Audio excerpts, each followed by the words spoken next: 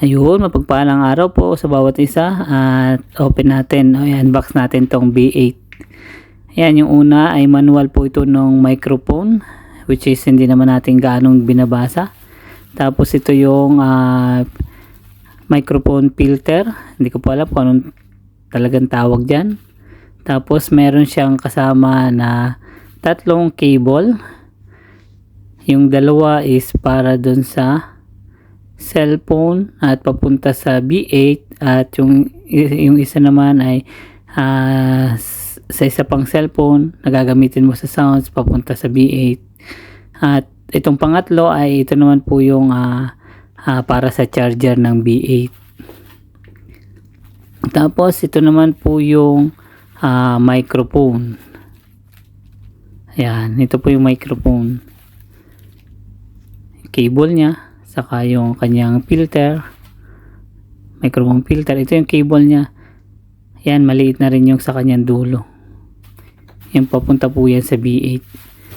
Tapos ito naman po yung kanyang bracket, microphone bracket, saka holder. Ayan, then yan po yung paglalagyan ng microphone pag gagamitin mo na. At may kasama rin po siyang headset. Ayan. Tapos may manual ulit. Ito naman po yung manual ng B8.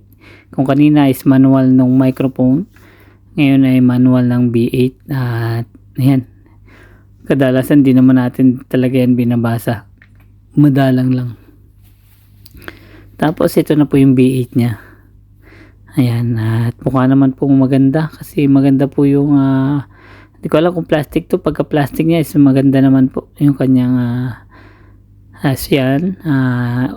Open po natin, press mo lang ng medyo matagal. Ayan, medyo may charge na po yan, pero hindi pa siya full charge, kaya bago mo gamitin ay full charge mo na muna. Ayan, mukha naman pong maganda.